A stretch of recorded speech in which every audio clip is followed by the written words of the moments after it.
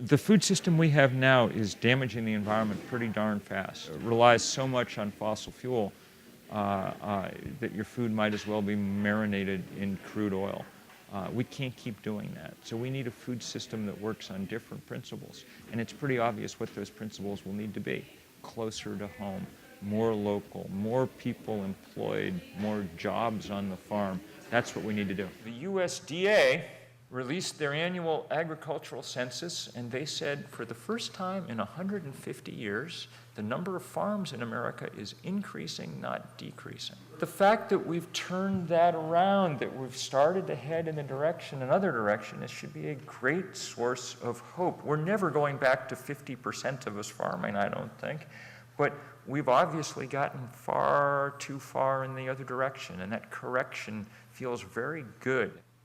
Our late superintendent, Brian O'Neill, which many of you may have had the pleasure to know and meet, he made it a priority around the 2005-2006 timeframe to bring healthy, sustainable foods to the Golden Gate National Recreation Area.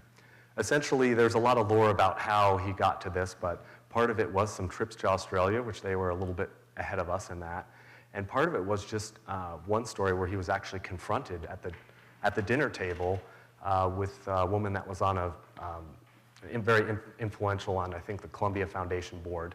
And she basically said, you know, Brian, it's great that you've had this national park and you guys are doing good stuff, but let me tell you, I go to Yosemite and I have this great experience. It's all that, it's everything that I ever want, but then I get hungry, and what are you going to do about it?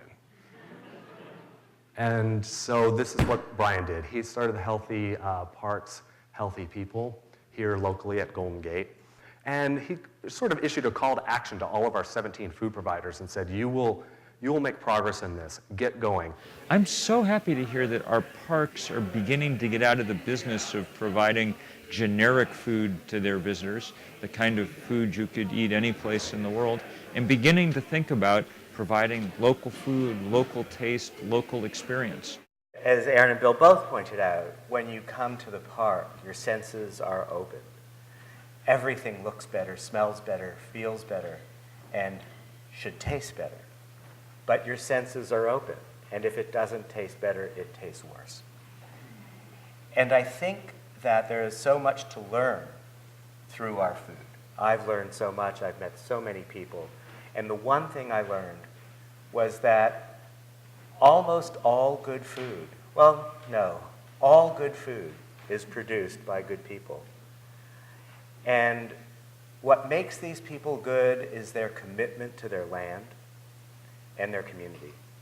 I think it'll be very easy for the national parks to get a lot of good, healthy local food into the system. They work with concessionaires. They can set the terms of those concessions.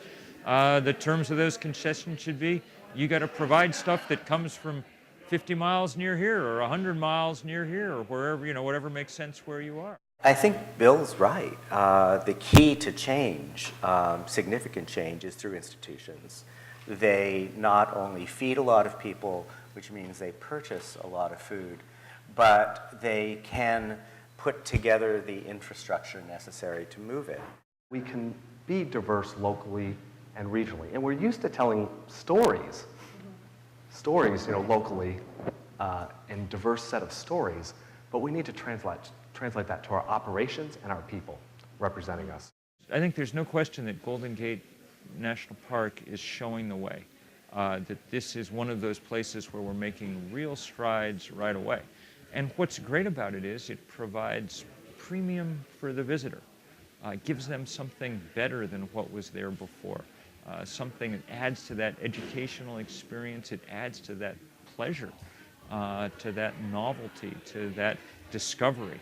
And discovery, after all, is what our parks are about. This is the future, this new way, this new old way of eating and thinking about food. The only question is whether we'll make the future happen fast enough to matter or not, and that'll depend on how hard we work and with what creativity. And it's really good to see some of that creativity on display in our federal government.